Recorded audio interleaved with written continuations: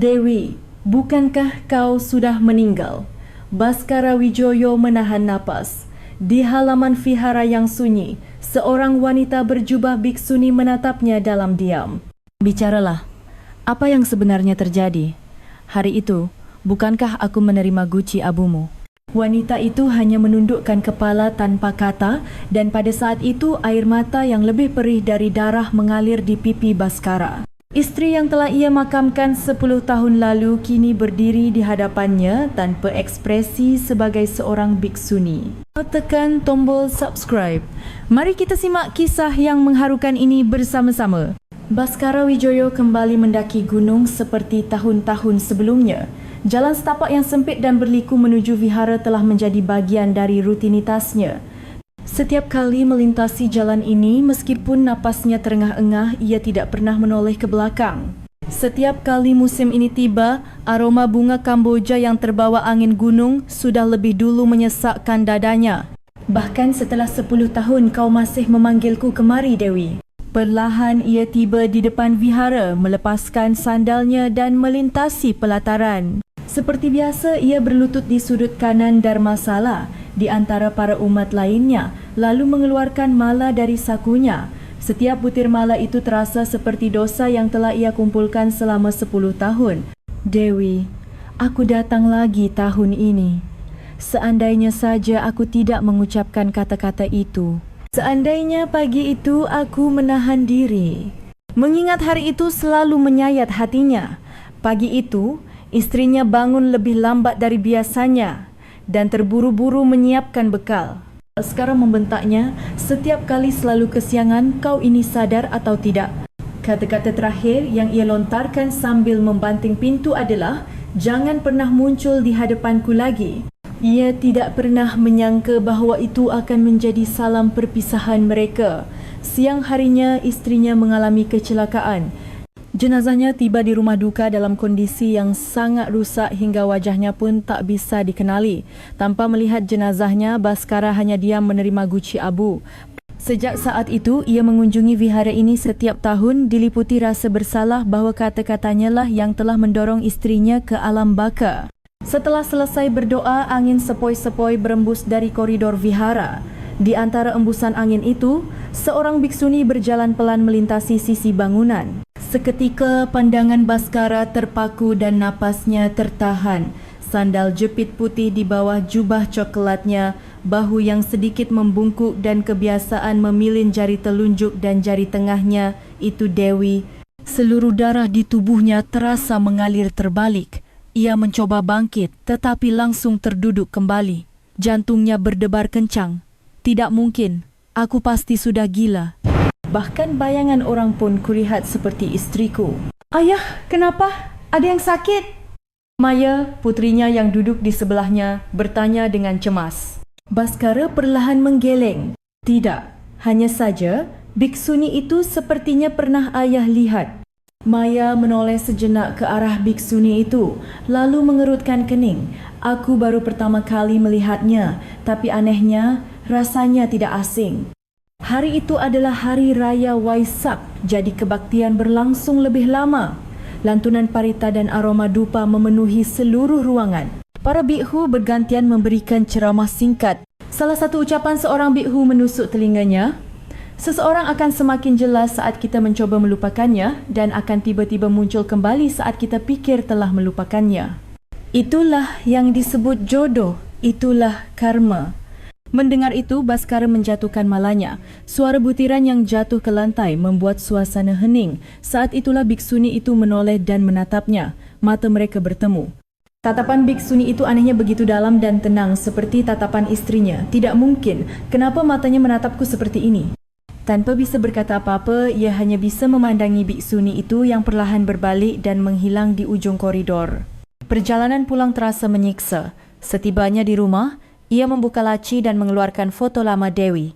Di dalam foto, istrinya masih tersenyum dan senyum itu tumpang tindih dengan tatapan biksuni tadi.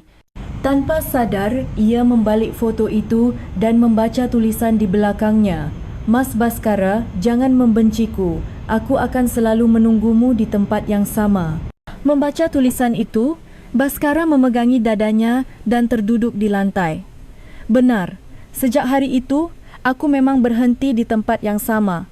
Angin masuk dari jendela membuat Gordon bergoyang dan membawa kembali aroma bunga Kamboja.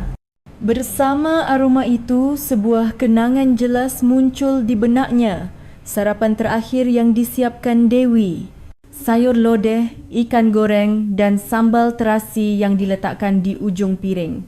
Itu adalah hidangan terakhir dari Dewi. Sambil menahan isak, ia memeluk foto itu erat-erat. Tiba-tiba dari celah jendela, ia melihat seorang biksuni berjubah coklat perlahan berjalan melewati halaman belakang rumahnya. Sosok dari belakang itu benar-benar orang yang sama. Beberapa hari berlalu tetapi Baskara terus teringat pada pemandangan yang sama. Tatapan biksuni di vihara terus berputar di kepalanya. Sorot mata yang mirip dengan istrinya di foto dan sosoknya yang menghilang setelah menunduk tanpa kata terus mengganggunya. Dewi tidak mungkin masih hidup, gumamnya sambil menggelengkan kepala, tetapi semakin ia menyangkal, semakin jelas bayangan punggung itu muncul. Maya pun merasakan hal yang sama. Ia menjadi lebih pendiam dan sering melihat-lihat foto vihara di ponselnya. Ayah, biksuni itu, namanya Biksuni Sunyata. Biksuni Sunyata. Di forum umat vihara ada nama itu, tapi tidak ada fotonya. Keterangannya juga tidak ada. Tapi di salah satu tulisan ada yang bilang beliau orang yang pendiam, tapi kesannya sangat hangat. Baskara hanya diam mendengarkan. Putrinya bergumam sambil mengerutkan kening. Wajahnya baru kulihat, tapi kenapa terasa begitu akrab? Malam itu, Baskara membuka laci tua. Di dalamnya tersimpan buku-buku dharma, beberapa lembar foto dan catatan yang pernah ditulis Dewi. Salah satunya berbunyi, melupakan bukanlah menghapus, melainkan menaruhnya di dasar hati. Membaca kalimat itu, Baskara langsung bangkit dari tempat tidurnya. Keesokan paginya, ia pergi sendiri ke vihara. Matanya tampak lelah, tetapi langkahnya mantap. Setibanya di vihara, pemandangan yang akrab terasa asing. Dengan mata seorang pencari, sudut-sudut yang selama ini tak terlihat kini tampak jelas. Ia melihat sekeliling pelataran dengan hati-hati, lalu mendekati seorang samanera yang sedang menyiram tanaman. Permisi, apakah Biksuni Sunyata ada?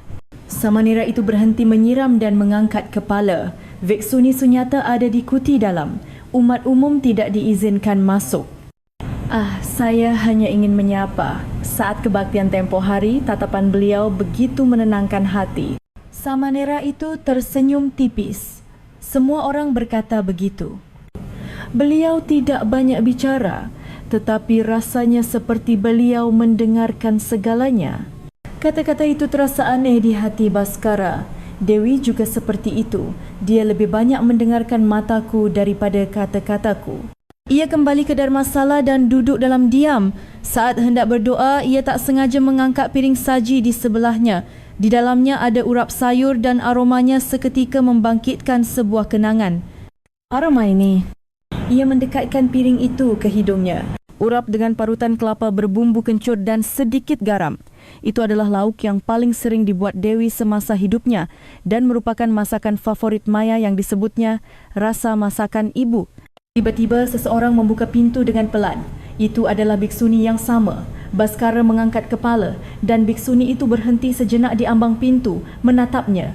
Mereka saling pandang dalam keheningan yang seolah menghentikan waktu. Kemudian, biksuni itu menunduk, berbalik tanpa kata dan menghilang. Kenapa? Kenapa dia tidak bicara? Kenapa dia menghindariku? Apakah itu benar-benar kau, Dewi? Baskara menggigit bibirnya. Sejak hari itu, hatinya tidak lagi tenang. Beberapa hari kemudian, Maya akhirnya menyusul ayahnya ke vihara. Ayah, coba kita bicara. Kalau ibu benar-benar masih hidup, apa yang akan ayah lakukan? Baskara tidak bisa menjawab. Ia hanya menatap Maya dalam diam. Maya menggigit bibirnya lalu berkata, masakan terakhir yang ibu buat adalah urap. Hari ini, di vihara disajikan lauk yang sama persis. Baskara memejamkan matanya erat-erat. Aku juga ingat aroma itu. Itulah masalahnya. Sekarang aku tidak bisa melupakannya. Saat menuruni pelataran vihara, seorang ibu-ibu umat berkata pelan, Biksuni Sunyata, beliau memang pendiam. Tapi kadang-kadang beliau berdiri sendirian lama sekali di dekat jendela belakang Dharmasala itu. Dulu, tempat itu adalah tempat seorang umat selalu duduk setiap tahun. Langkah Baskara terhenti. Tempat itu adalah tempat di mana ia selalu berlutut dan berdoa setiap tahun. Malam itu, untuk pertama kalinya Baskara berhenti berdoa dan menatap jendela itu.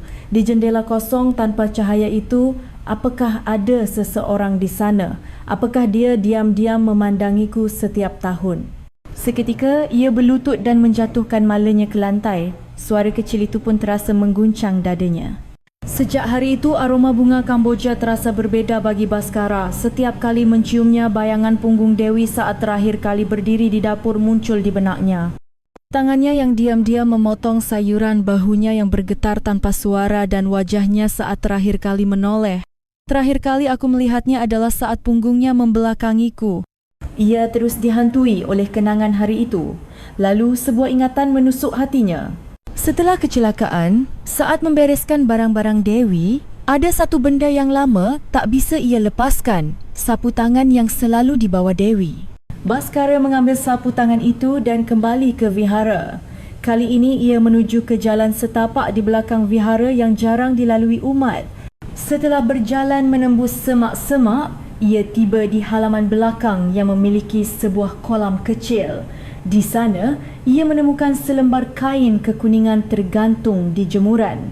Ketika ia mendekat, di bawah kain yang berkibar ditiup angin, ada sulaman yang familiar. Itu adalah kutipan yang disukai Dewi Sunyata. Mengosongkan fikiran adalah cara untuk melihat kebenaran. Melihat kalimat itu, napas Baskara tercekat. Sunyata, nama Dharma Bhiksuni itu. Dan kutipan ini, kata-kata yang selalu ditulis Dewi. Ia nyaris menjatuhkan sapu tangan di tangannya. Sore itu, Maya juga datang ke vihara. Merasakan ayahnya yang menjadi pendiam, ia berinisiatif untuk memeriksa halaman belakang sendirian. Ayah, aku akan berkeliling sebentar. Siapa tahu aku juga bisa merasakan sesuatu. Baskara hanya mengangguk tanpa kata. Maya berjalan hati-hati di dalam vihara.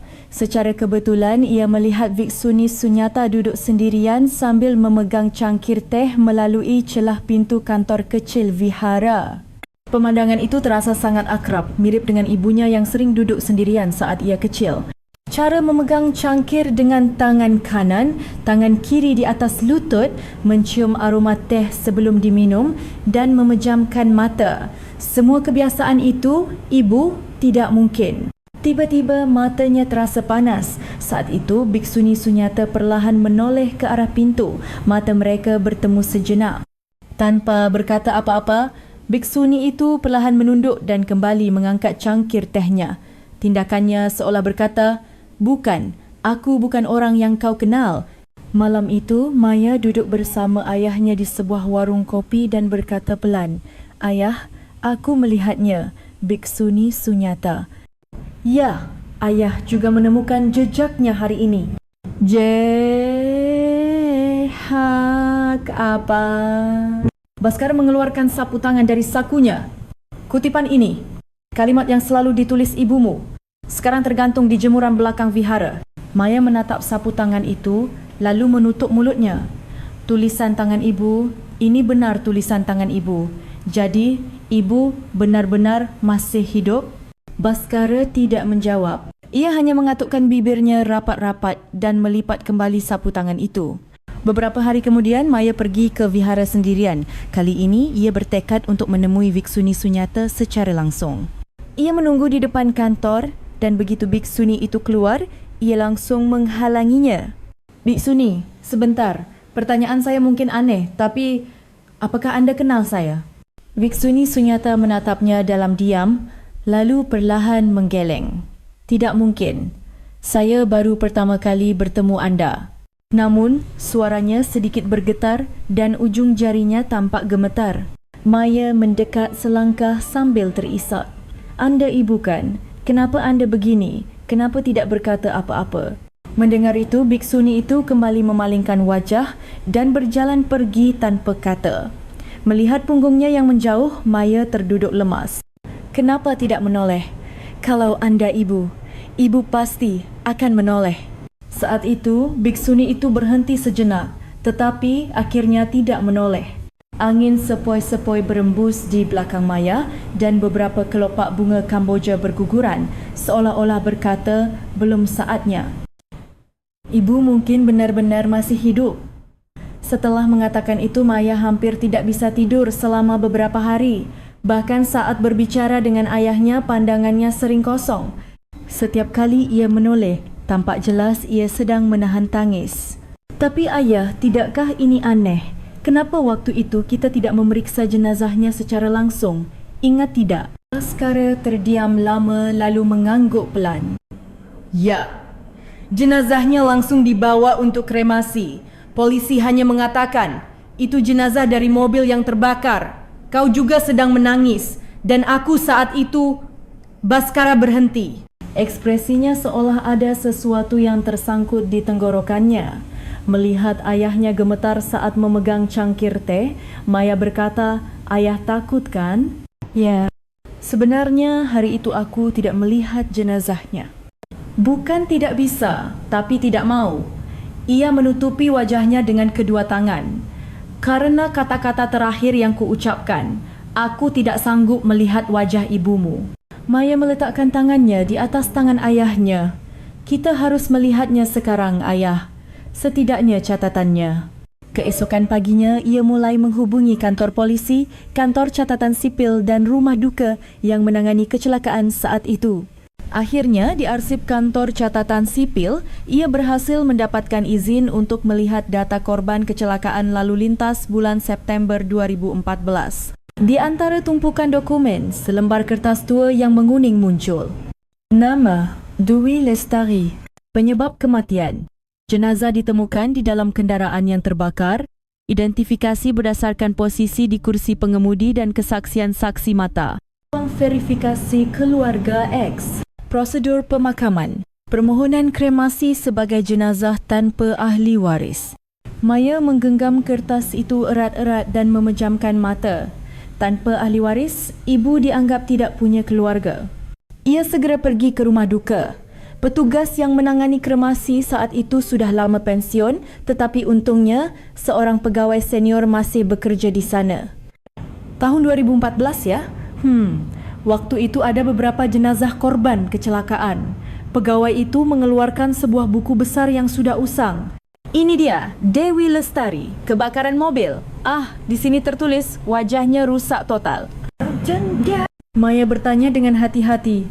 Apakah Bapa melihat jenazahnya langsung? Tidak.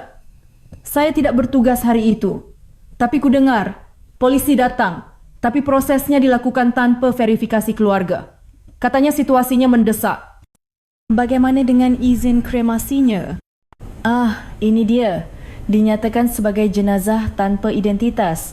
Dulu prosedurnya memang agak longgar. Maya tidak bisa berkata-kata. Tangannya gemetar hebat dan punggungnya basah oleh keringat. Jadi jenazah waktu itu mungkin bukan ibu. Ia memotret buku besar itu dan mengirimkannya kepada ayahnya. Baskara terpaku menatap layar ponselnya. Tanpa ahli waris, jika mereka tidak hanya mengira itu Dewi berdasarkan nama, ia tak mahu mungkinkah jenazah itu bukan Dewi. Ia perlahan duduk di kursi, pandangannya kabur dan jantungnya berdebar kencang. Tiba-tiba, ia teringat koridor rumah duka bertahun-tahun yang lalu. Di bawah lampu neon yang redup, sebuah guci abu terbungkus plastik hitam. Di tengah hiruk-pikuk rumah duka, Baskara hanya memejamkan mata dan mengangguk. Semua orang menganggap itu Dewi, jadi tidak ada yang bertanya. Sejak saat itu, ia percaya bahwa istrinya meninggal karena dirinya dan ia hidup dengan dosa itu.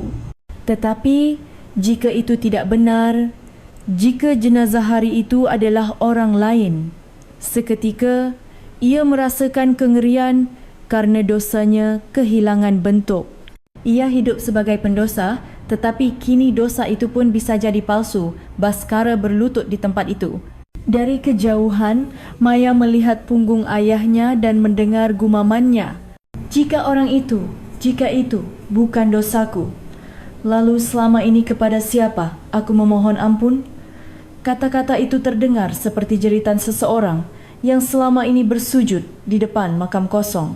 Kalau ibu selamat dari kecelakaan itu, pasti beliau dirawat di suatu tempat. Seseorang pasti membawanya ke rumah sakit, kata Maya hati-hati. Baskara yang duduk dalam diam mengangguk, ya. Dengan kecelakaan separah itu, pasti langsung dibawa ke rumah sakit. Tapi rumah sakit mana? Ia memejamkan mata dan mencoba mengingat berita 10 tahun lalu. Kecelakaan terjadi sekitar pukul 5 pagi di Jalan Lingkar luar kota. Rumah sakit terdekat pastilah UGD di sekitar sana. Keesokan paginya, Maya membuat daftar beberapa rumah sakit di sekitar lokasi kecelakaan. Rumah sakit pertama adalah Pusat Gawat Darurat Sentosa. Kedua, Rumah Sakit Harapan Kita yang sedikit lebih jauh. Dan ketiga, sebuah klinik yang dulu bernama Rumah Sakit Kasih Bunda. Maya mengunjungi setiap rumah sakit dan mengajukan permohonan untuk melihat catatan lama. Meskipun beberapa rumah sakit menolak, Rumah Sakit Kasih Bunda justru mengizinkannya dengan mudah. Seorang staf administrasi Parubaya berkata, awal September tahun itu ya? Sebentar, saya masih bekerja di sini waktu itu. Ia membuka laptopnya dan setelah beberapa saat ia berhenti pada satu baris. Ini dia, 3 September pukul 05.55,5,5,5. Wanita tanpa identitas ditemukan di pinggir jalan dan dibawa ke UGD. Tidak ada wali. Awalnya tidak sadar, banyak luka luar. Nama sementara dicatat sebagai Dewi. Ujung jari Maya bergetar. Bagaimana kondisi pasien itu? Staf itu membolak-balik fail. Kondisinya stabil setelah penanganan awal. Pulang atas kemauan sendiri 2 hari kemudian. Penjemput. Nama tidak diketahui, diduga pengurus vihara. Di sini tertulis dijemput langsung, tanpa KTP atau nomor kontak. Vihara? Ya. Menurut catatan perawat yang bertugas saat itu, seorang pria yang terlihat seperti biksu datang dan mengatakan pasien ini adalah sahabatnya dalam dharma. Begitulah proses kepulangannya. Maya menahan napas. Seorang wanita tak dikenal yang kehilangan ingatan dijemput oleh seorang biksu tanpa verifikasi identitas, itu bisa jadi ibu. Staf itu menambahkan dengan hati-hati, menurut catatan pasien itu hampir tidak bicara selama beberapa hari. Dia bilang tidak ingat nama atau keluarganya dan sering menangis di malam hari. Mendengar itu, Maya memejamkan mata. Jika ibunya kehilangan segalanya karena kecelakaan itu dan hanya bisa menangis, ia bisa mengerti mengapa ibunya tidak bisa kembali. Apakah perawat yang bertugas saat itu masih bekerja di sini? Staf itu menggeleng. Beliau sudah lama pensiun, tapi kadang-kadang beliau datang ke panti jompo di dekat sini untuk menjadi sukarelawan. Mau saya coba telefonkan? Maya langsung mengangguk. Tak lama kemudian di sebuah bangku di lobi rumah sakit, Maya duduk berhadapan dengan seorang perawat lansia. Ia menceritakan situasinya dengan tenang. Apakah nenek ingat pasien wanita tanpa identitas yang dibawa karena kecelakaan? Perawat itu berfikir sejenak lalu mengangguk kecil. Oh iya, saya ingat. Dia sangat pendiam, hampir tidak pernah bicara dan matanya selalu terlihat sedih. Tapi anehnya, sehari sebelum biksu itu datang, dia bergumam sesuatu. Apa yang dia katakan? Perawat itu ragu sejenak lalu berkata, Mas Baskara, aku tak menyangka itu akan jadi kata-kata terakhir. Air mata Maya langsung mengalir. Nama itu Baskara, nama ayahnya. Aku tak menyangka itu akan jadi kata-kata terakhir. Ia tidak bisa melanjutkan kata-katanya. Malam itu, Maya menceritakan segalanya kepada ayahnya. Catatan rumah sakit, biksu itu, perawat itu dan kata-kata terakhir itu. Ayah, ibu tidak bisa kembali karena kata-kata itu. Aku tak menyangka itu akan jadi kata-kata terakhir. Itulah yang ibu katakan hari itu. Baskara terpaku, bibirnya bergetar hebat dan kepalanya tertunduk lesu. Itu kata-kataku, gumamnya sambil menutup mulut. Air mata mengalir di sela-sela jarinya. Malam itu Maya tidak bisa tidur. Kalimat Mas Baskara, aku tak menyangka itu akan jadi kata-kata terakhir terus terngiang di kepalanya. Itu ibu. Tidak ada orang lain yang bisa berkata seperti itu. Gaya bicaranya, kata-katanya, itu ibu. Ia mondar-mandir di kamarnya menatap foto ibunya. Senyum di foto itu kini menyatu dengan mata biksuni yang berbalik tanpa kata di vihara. Begitu pagi tiba, Maya langsung menuju vihara. Kali ini, ia tidak akan membiarkan siapapun menghalanginya. Dharmasala penuh sesak, tetapi matanya hanya tertuju pada satu orang. Setelah kebaktian selesai dan para biksuni merapikan tempat, ia melihat biksuni Sunyata berjalan pelan ke koridor. Dengan napas terengah-engah, Maya mengikutinya. Biksuni, suaranya menggema di koridor. Biksuni Sunyata berhenti tetapi tidak menoleh. Maya mendekat dari belakang. Dengan suara bergetar, ia berkata, "Anda ingat saya? Saya Maya, Maya Puspita." Bahu biksuni itu sedikit bergetar tetapi ia tetap tidak menoleh. "Ibu, kenapa begini? Tolong hentikan semua ini." "Kenapa ibu terus berpura-pura tidak kenal? Kenapa?" Biksuni itu perlahan menunduk dan membuka mulutnya dengan pelan. "Maafkan saya tidak memiliki jodoh seperti itu dengan anda." "Bohong, kita berjodoh. Anda ibu saya. Kenapa?" Emosi yang selama ini ditahan Maya akhirnya meledak. Suaranya bergetar dan air mata sudah membasahi wajahnya. "Kenapa ibu pura-pura tidak kenal saya? Kenapa?" Ia mengeluarkan sapu tangan kecil dari genggamannya. Sapu tangan yang ditemukan Baskara di halaman belakang vihara.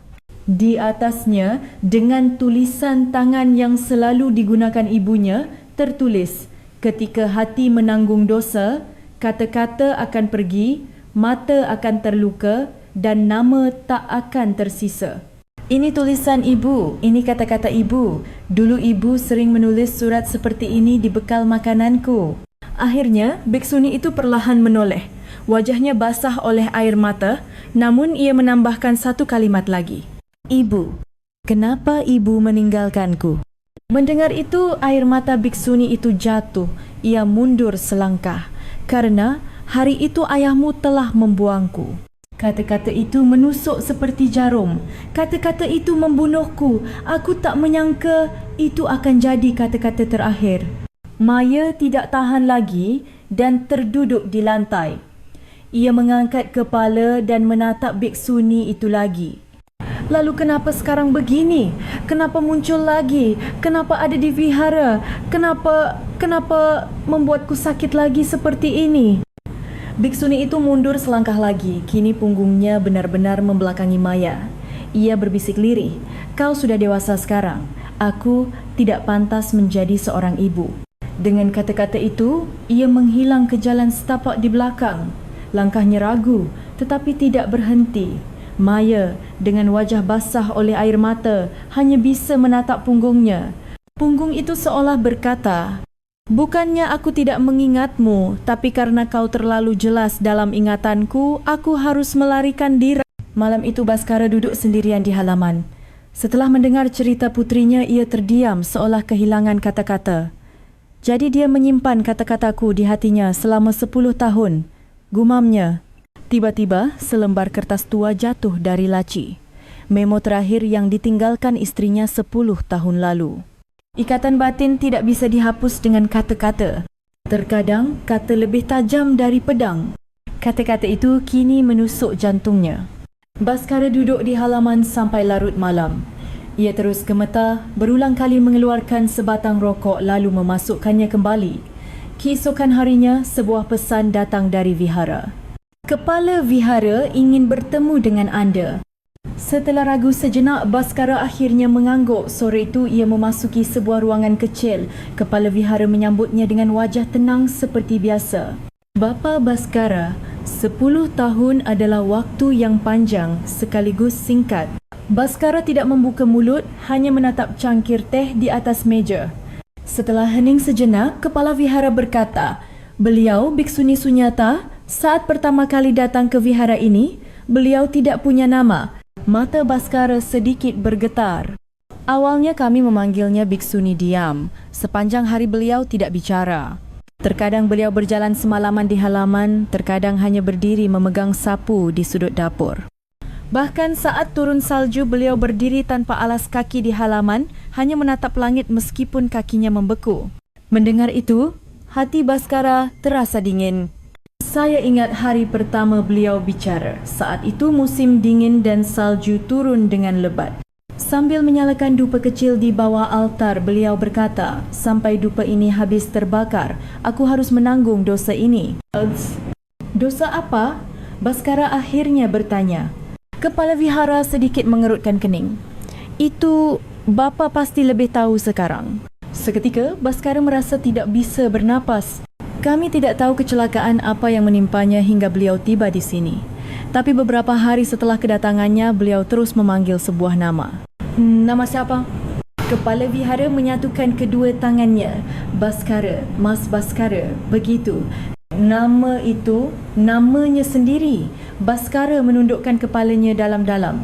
Meskipun ia mengatupkan bibir, matanya sudah basah. Bahkan setelah menjadi biksuni, setiap tahun pada hari yang sama, beliau selalu pergi ke gunung sendirian. Hari apa itu? Tanggal 3 September menurut kalender lunar. Hari pertama beliau datang ke vihara ini. Baskara merasa semua kepingan teka-teki mulai menyatu. Malam itu di atas gunung, beliau akan bergumam seolah sedang menulis surat untuk seseorang. Apa yang beliau katakan? Aku sangat menyesal. Aku tak menyangka itu akan jadi kata-kata terakhir. Mendengar itu, Baskara berlutut dan menundukkan kepalanya ke lantai, seolah memohon ampun pada dirinya sendiri. Ia menangis tanpa suara. Kepala vihara memperhatikannya sejenak, lalu berkata, beliau bahkan sempat lupa siapa dirinya. Kami yang memberinya nama Sunyata. Bukan berarti tanpa hati, tetapi karena hatinya terlalu sakit untuk terus melihat. Baskara tidak bisa berhenti terisak. Kepala vihara meletakkan secangkir teh di depannya. Bapa, apakah Bapak tahu bagaimana beliau menjalani 10 tahun terakhir ini? Semua orang memanggilnya Sunyata, tapi setiap hari beliau berdoa dengan sepenuh hati. Doa apa? Agar orang itu hidup dengan baik. Agar putrinya bisa tersenyum bahagia. Itulah doanya. Baskara akhirnya mengangkat kepala. Wajahnya basah oleh air mata, napasnya tersengal-sengal. Jadi orang yang kubunuh selama ini adalah. Di tengah vihara itu, ia hancur dalam diam. Hari itu, langit anehnya gelap. Udara di akhir musim gugur terasa sunyi, dengan awan kelabu menggantung rendah. Baskara berdiri di kaki gunung, menatap ke atas untuk waktu yang lama. Ayah, apakah ibu benar-benar ada di sana? Tanya Maya sambil meremas syal di tangannya. Ujung jarinya gemetar. Ya, kali ini kita tidak boleh melepaskannya. Mereka berdua berjalan mengikuti jalan setapak yang ditunjukkan oleh kepala vihara. Jalan itu lebih curam dari yang diperkirakan. Ketika Maya terpeleset, Baskara mengulurkan tangannya. Kau baik-baik saya? Tidak apa-apa. Tapi ia tidak bisa menyembunyikan air mata di matanya. Sepanjang perjalanan tidak ada percakapan, hanya butiran salju yang mulai turun. Di tengah perjalanan, salju semakin lebat. Selama 10 tahun, ibu tidak pernah mencariku sekalipun. Mendengar itu, Baskara berhenti. Tangannya gemetar. Itu bukan salah ibumu. Ayah yang membuatnya tidak bisa kembali hari itu. Maksud ayah? Kata-kata terakhirku, sudah cukup semua ini. Matilah saja. Itulah kata-kata terakhirku. Maya memalingkan wajah dan memejamkan mata. Ia kembali berjalan, diikuti oleh Baskara. Tiba-tiba, Maya teringat tangan ibunya. Tangan yang setiap malam menyisir rambutnya, tangan yang pagi-pagi buta menyiapkan bekal, dan kehangatan tubuhnya saat memeluknya sebelum tidur. Kenangan itu selalu coba dihapus, tetapi tidak pernah benar-benar hilang. Di ujung jalan, sebuah pertapaan kecil yang sederhana muncul. Baskara berdiri lama di depannya. Haruskah ia kembali atau mengetuk pintu? Rasa bersalah yang selama ini mengganjal di hatinya kini menyesakkan lehernya. Di tengah halaman, Biksuni Sunyata berdiri tanpa alas kaki. Salju putih sudah menutupi mata kakinya, tetapi ia tidak beranjak. Maya ragu sejenak, lalu berlari ke arahnya. Ibu. Biksuni itu perlahan menoleh. Wajahnya tidak menunjukkan keterkejutan atau penyangkalan. Hanya tatapan seolah sudah menunggu lama. Kau sampai juga. Hai Lavruf. Kenapa? Kenapa ibu hidup seperti ini? Kenapa tidak pernah ada sepatah kata pun? Kenapa membiarkanku sendirian? Satu kata itu meruntuhkan semua emosi. Maya terduduk di tanah dan menangis meraung-raung. Itu benar, Ibu. Suara itu, tatapan itu. Sejak umur 10 tahun, aku hidup dengan keyakinan bahawa Ibu sudah mati. Baskara hanya menyaksikan pemandangan itu dalam diam. Air mata putrinya, getaran di tubuh istrinya, semua itu ia terima sebagai dosanya. Biksuni Sunyata mendekat dengan hati-hati dan berlutut di depan putrinya. Awalnya, aku tidak punya keberanian untuk melihatmu. Kau boleh menyalahkanku. Aku pun tidak bisa memaafkan diriku sendiri. Dalam ingatan sang biksuni, senyum putrinya sering muncul di tengah-tengah meditasinya. Suara langkah kaki anaknya di antara gemericik air, boneka yang tergeletak di ujung halaman vihara dan nama putrinya yang ia gumamkan setiap malam. Kau juga pasti tidak bisa memaafkanku, kata Baskara sambil melangkah maju. Dewi, sekarang lepaskan semuanya dan kembalilah. Tidak bisa. Biksuni itu menggeleng pelan. Hidup ini adalah penebusan dosaku. Jika aku kembali padamu, aku harus kembali ke hari itu. Aku tidak bisa. Maya perlahan bangkit dan mendekati ibunya. Ia mengulurkan tangannya yang gemetar, tetapi tangan itu tidak pernah sampai. Tangan itu berhenti di tengah salju. Jika aku memegang tangan ini, aku akan hancur. Aku harus berjalan sampai akhir jalan ini. Inilah cinta terakhirku. Mendengar itu, Baskara mengangguk tanpa kata dan Maya memejamkan mata sambil terisak pelan. Begitulah mereka bertiga berdiri di halaman putih itu. Salju semakin lebat, seolah langit sedang menangis untuk mereka. Tangan tak bersentuhan, kata-kata tak selesai, tetapi dosa, pengampunan dan cinta mereka terkubur bersama di dalam salju. Dan sambil memeluk semua waktu itu, mereka bertiga melewati satu musim dalam keheningan di gunung yang bersalju. Salju masih turun. Meninggalkan pertapaan, mereka bertiga tidak lagi berbicara. Keheningan itu seolah menandakan bahawa sebuah keputusan telah dibuat. Saat menuruni gunung, Baskara berjalan perlahan. Maya melangkah lebih dulu sementara Biksuni Sunyata tetap tinggal di halaman pertapaan. Saat menoleh ke belakang, Maya melihat dengan jelas sosok ibunya dengan tumpukan salju di bahunya. Di ruang tunggu stesen kereta, Maya duduk sambil memegang kopi dari mesin penjual. Gelas kertas itu sedikit bergetar di tangannya. Setelah lama menatap salju di luar jendela, ia menunduk dan menangis dalam diam. Di tengah keramaian, air matanya mengalir tanpa ada yang tahu. 14 November 2025, aku bertemu ibu. Dia masih hidup, dia mengingatku dan dia menungguku, tapi dia tidak memelukku. Dan aku tidak bisa memegang tangannya. Ibu pun tidak mengulurkan tangannya. Di dalam kereta menuju Jakarta, Maya terus memejamkan mata.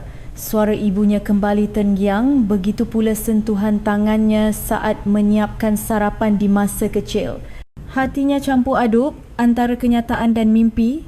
Sementara itu, Baskara menginap di sebuah penginapan kecil di kaki gunung.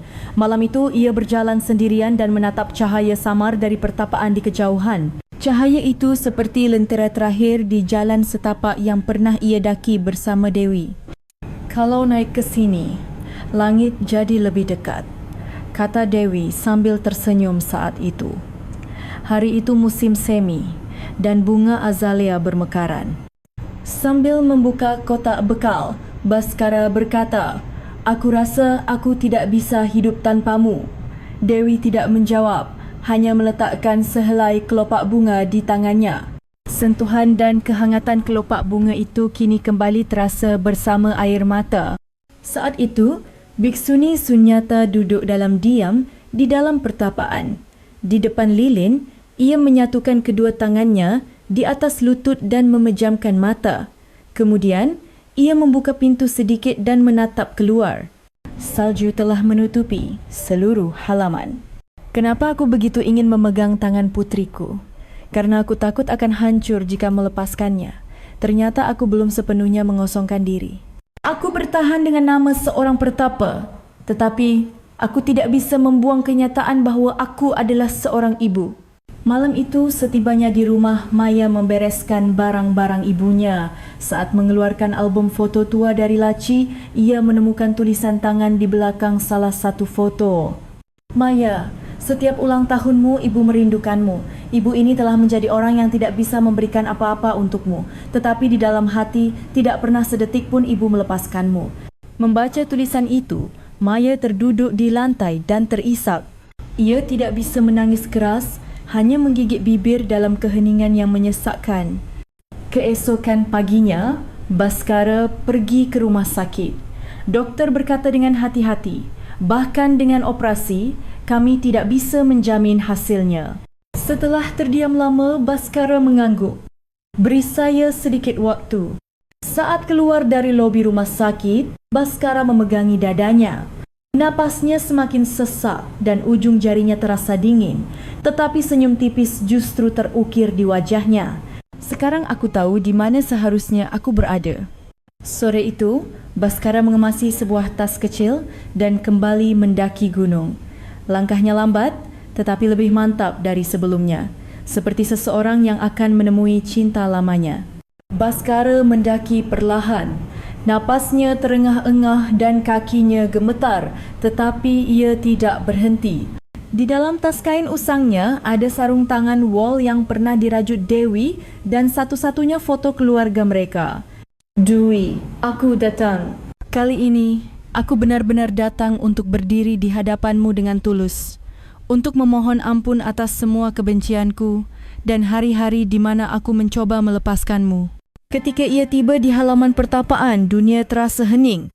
Saat itu, pintu pertapaan terbuka dan Viksuni Sunyata menatapnya dengan mata yang tenang.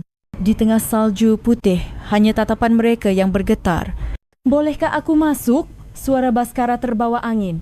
Biksuni itu mengangguk tanpa kata. Di dalam ruangan ada kehangatan. Cahaya dari tungku kayu menari-nari. Di tangan biksuni itu bukan lagi mala, melainkan handuk. Di sampingnya, teh yang baru diseduh mengepulkan uap. Baskara mengeluarkan sarung tangan dari tasnya dan meletakkannya di depan biksuni itu. Ini buatanmu. Aku memakainya setiap hari, bukan karena tanganku dingin, tapi karena aku takut melupakanmu. Tangan Viksuni Sunyata gemetar. Saat aku mendengar kau meninggal, kenapa aku begitu mudah percaya? Apakah karena aku bodoh? Atau mungkin aku pikir dengan begitu aku bisa terus hidup? Baskara melanjutkan dengan mata berkaca-kaca. 10 tahun tanpamu terasa sangat panjang. Setiap malam aku memanggil namamu. Setiap ulang tahun, setiap hari peringatan, aku berkata dalam hati di depan tempat kosongmu, Dewi, maafkan aku. Aku belum bisa melepaskanmu. Biksuni itu hanya mendengarkan dalam diam, tetapi matanya memerah. Dan aku sakit. Waktuku tidak banyak lagi. Karena itulah aku datang ke sini, untuk membuat pengakuan terakhir di hadapanmu. Ia mengeluarkan sebuah foto. Foto mereka bertiga saat masih muda. Lalu, ia berlutut. Izinkan aku menghabiskan sisa waktuku di sisimu bersama putri kita. Sekarang aku tahu di mana tempatku seharusnya. Tiba-tiba pintu pertapaan terbuka perlahan dan Maya masuk dengan hati-hati. Di tangannya ada semangkuk bubur hangat dan handuk.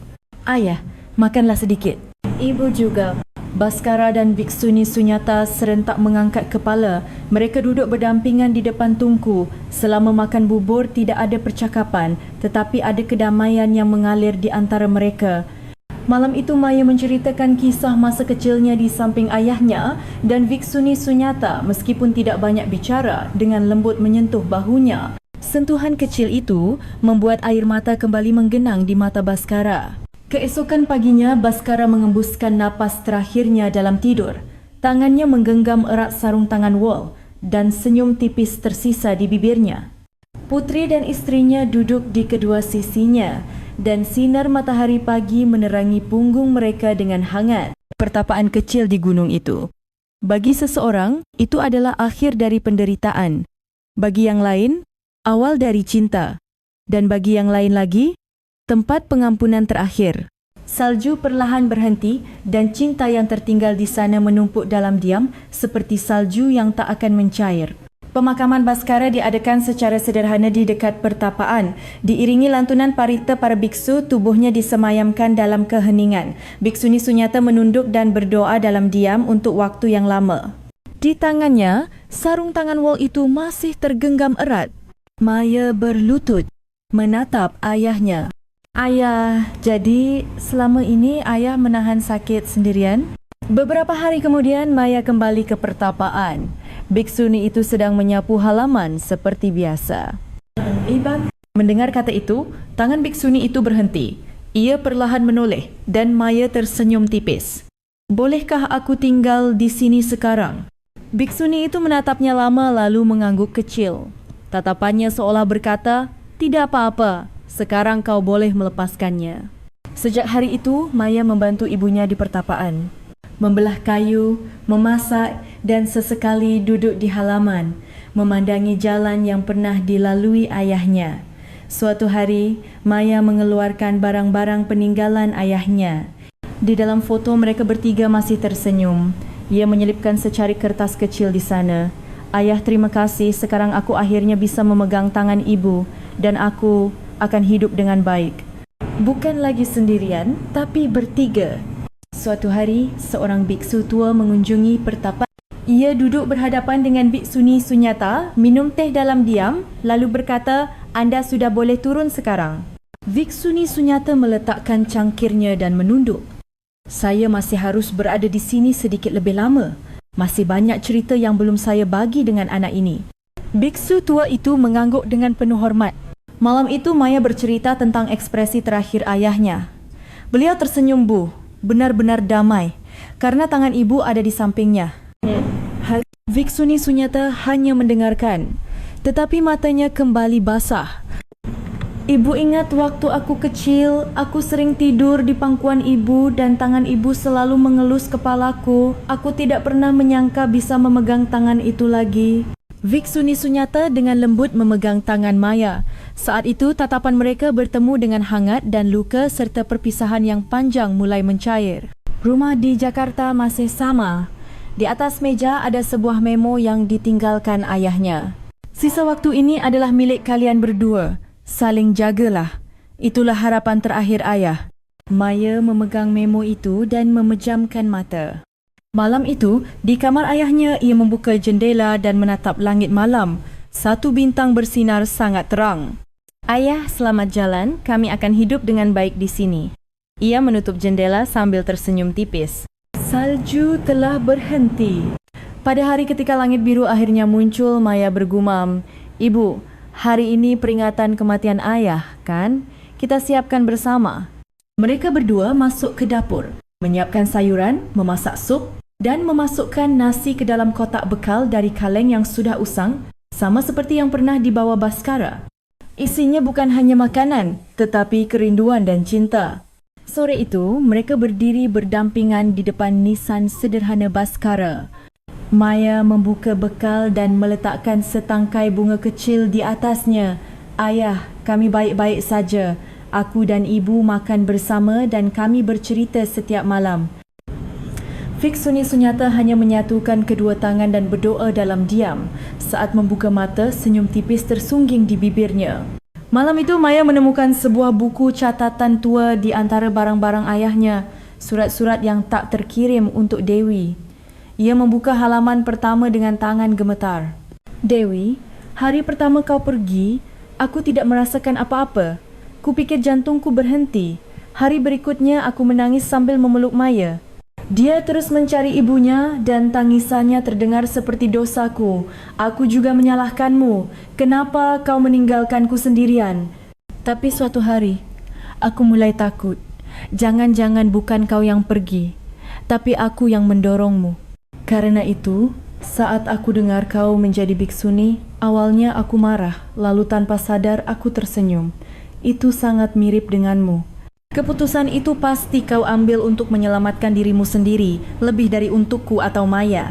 Maya terus membalik halaman, membayangkan malam-malam sepi yang dilalui ayahnya. Di halaman lain tertulis, jika suatu hari nanti kita bertiga bisa duduk bersama lagi, aku akan diam-diam mengeluarkan bekal. Dan aku tidak akan bertanya, Kenapa, bagaimana, atau salah siapa? Selama kau dan anak kita ada di sana, bagiku itu sudah cukup. Maya menutup buku itu. Air mata mengalir tanpa suara. Beberapa hari kemudian, seorang pengunjung datang ke pertapaan. Seorang pria paruh baya dengan sebuah buku di tangannya. Apakah Viksuni Sunyata ada di sini? Pria itu menyerahkan sebuah buku berjudul Nama-Nama yang Hilang. Di halaman terakhir, ada foto masa lalu sang biksuni, tanpa nama atau keterangan. Tetapi, tatapan matanya sama persis dengan sekarang. Ibu, kapan foto ini diambil? Tanya Maya. Viksuni Sunyata hanya menggeleng. Itu adalah hari-hari yang ingin kulupakan. Aku mengeluarkan kembali hari-hari itu karenamu. Kalau bukan karenamu, aku akan selamanya berhenti di masa itu. Ia membolak-balik buku itu di depan lilin. Melihat waktu dalam foto, penderitaan dalam tulisan, dan ibunya yang sekarang, Maya akhirnya memeluk semua waktu yang tak pernah ia mengerti. Ibu, betapa sepinya ibu selama ini. Viksuni Sunyata menunduk dan setetes air mata jatuh di punggung tangannya. Malam itu, Maya kembali membuka buku catatan Baskara dan menulis di halaman kosong. Ayah, sekarang aku mengerti. Kenapa ibu menghilang dan kenapa ayah setiap malam menatap langit dari atap rumah sakit. Semua waktu itu adalah untuk satu sama lain. Dan sekarang, kami berdua akan hidup untuk bagian ayah juga. Sinar matahari masuk dengan lembut. Biksuni Sunyata sedang membelah kayu di halaman dan Maya datang membawa 2 cangkir teh. Ibu, istirahatlah sebentar, kita minum teh bersama. Mereka berdua duduk berdampingan di beranda minum teh dalam keheningan yang hangat. Langit cerah dan udara pegunungan membawa aroma musim semi. Dan seolah-olah Baskara dari hari itu tersenyum sekali lagi. Senyum tipis terukir di bibir mereka. Sejak hari itu, Maya dan Viksuni Sunyata mulai memanggil satu sama lain putriku dan ibu. Pintu hati yang tertutup selama lebih dari 10 tahun perlahan terbuka. Seseorang pernah berkata, orang yang pergi akan hidup dalam kenangan, tetapi orang yang kembali akan hidup dengan pengampunan dan cinta. Semoga kisah ini meninggalkan sedikit kehangatan di hati anda. Apakah ada seseorang yang anda rindukan? Apakah ada kata-kata yang belum sempat tersampaikan? Hati itu bahkan sekarang pun belum terlambat. Jika anda menyukai cerita-cerita seperti ini, sampaikan juga kehangatan hati anda dengan menekan tombol subscribe dan like. Sampai jumpa di kisah berikutnya yang akan menyentuh hati anda. Terima kasih.